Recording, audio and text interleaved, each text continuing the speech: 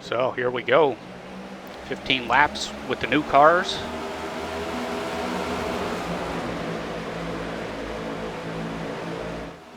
I am the orange 150 car, started on the pole.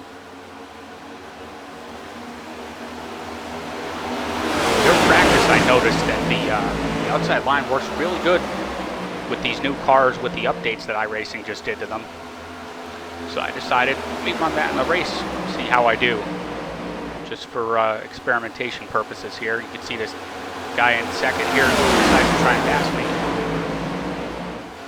And let's see what happens here. Some guys want to run the bottom. They jump down there any opportunity they get.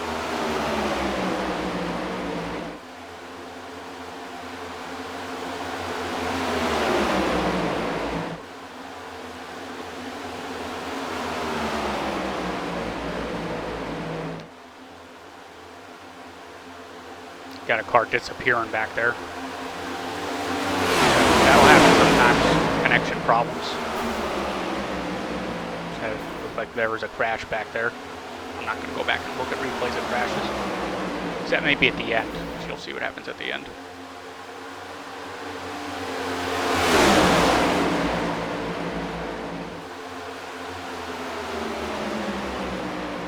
That got rid of most of the field.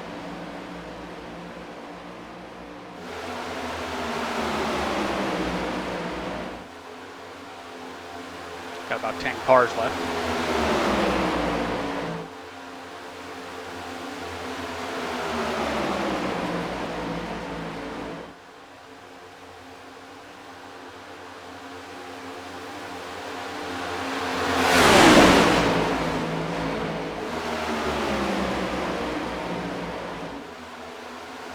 Got another taker here, trying to pass me on the inside.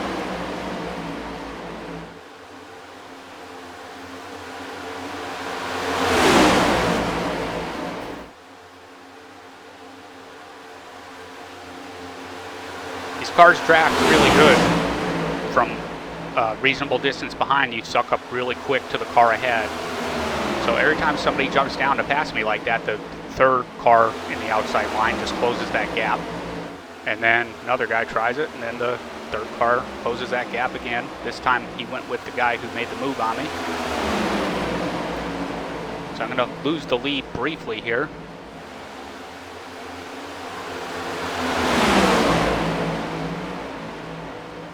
And then here the fourth car from the outside line is now the second car behind me, pulls up behind me, and I'm going to get a nice run down the back straightaway here.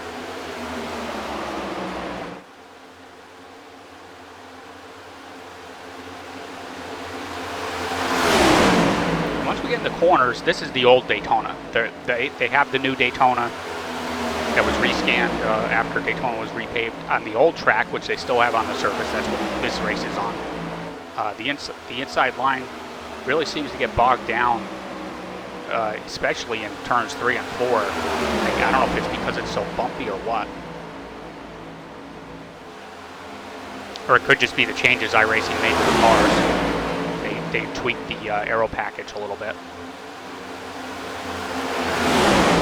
Or they call it the drafting parameters. Whoop. Leader of the inside line just got wrecked. That'll help the outside line for sure. And see, now that the outside line's clear, some guys, they just want to go back to the bottom. And I'm like, no, guys, let's stay up here. Outside car behind me, he got into the wall a little bit. That was why I bailed on the outside line there. Went right back to it as soon as we recovered.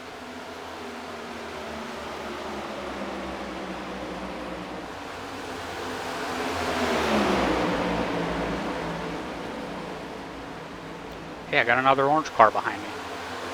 Mine's the better orange. Fana, not a big fan. That's not good stuff.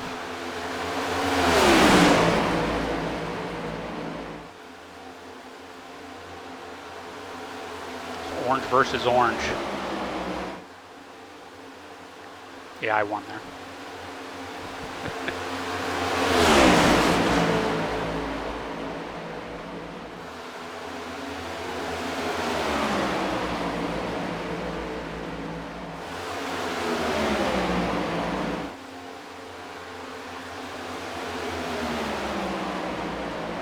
Now this 18 car that's behind me here, I think he kind of saw the writing on the wall here, and he's going to stay behind me for a while.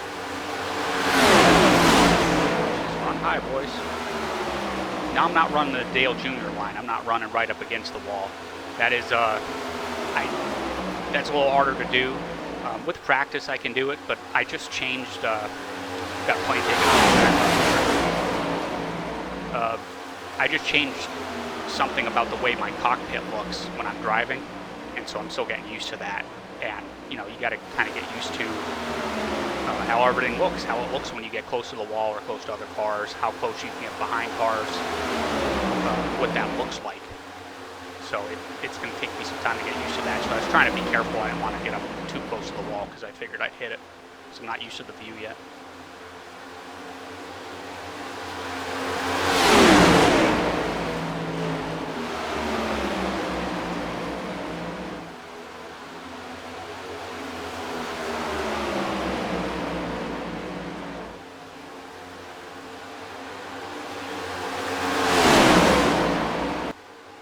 So we're about halfway through the race. This is lap 8. It's a 15-lap race.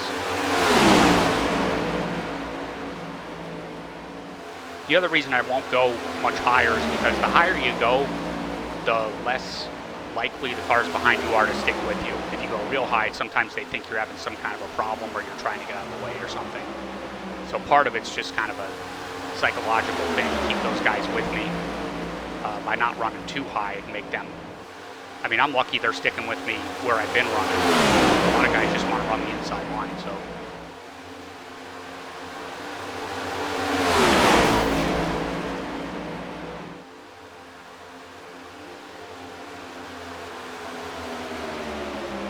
Got a big gap there. Not sure where that gap came from.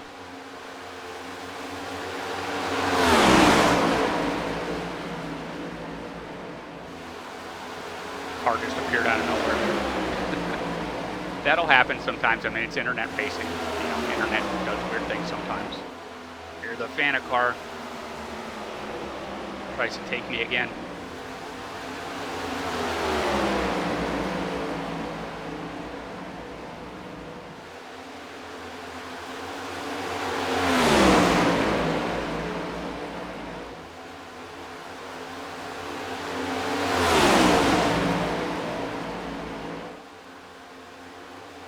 Now we're really thinned out here. We only got 6 cars, so you know, who goes with who can make a huge difference in what happens.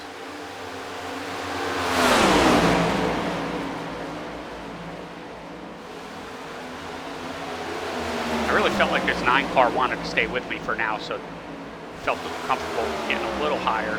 I still don't want to get too close to the wall for reasons stated earlier.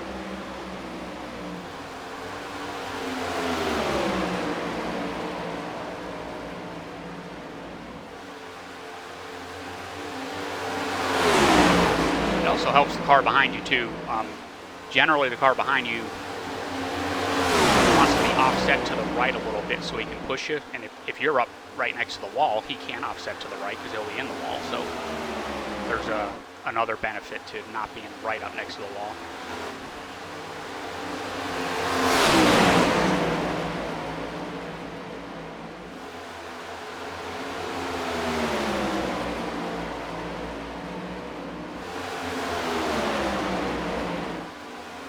Lap cars were coming up to lap here.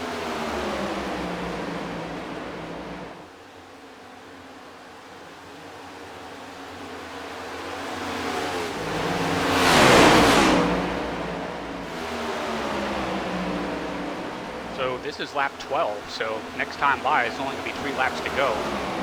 So this is where you start getting, you know, okay, who's going to go with who? There's only 6 of us. If that 9 car stays with me, I don't think they could beat us. Even if all 4 of them went to the bottom, I feel like the outside is just really good.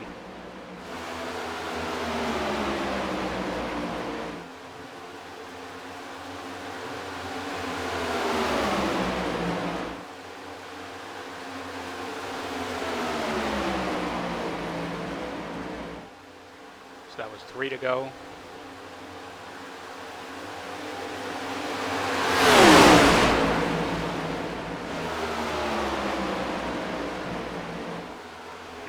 now I'm getting a little bit more comfortable, going up a little higher. Still not all the way.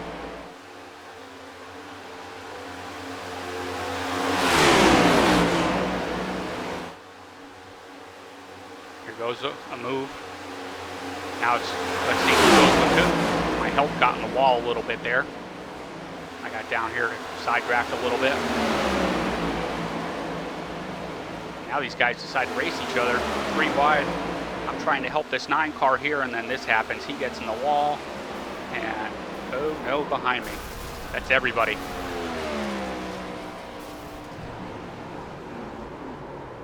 And now it's, that was 2 to go at the line. Just me left. Take a look at how this happened.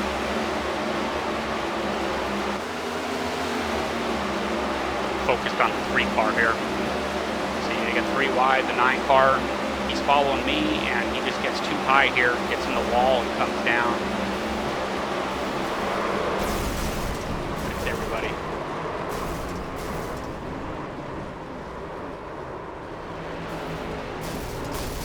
A couple more cars piling in. I think those are the lap cars we passed earlier. See, my help got in the wall a little bit there. That was what happened earlier. That one time I bailed on the top was because my help got in the wall.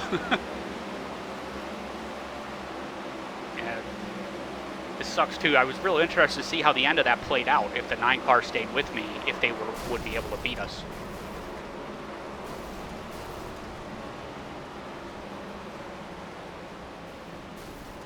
There's no cautions in these races, so with 2 to go, nobody's even going to back off for a crash. They're just going to keep going.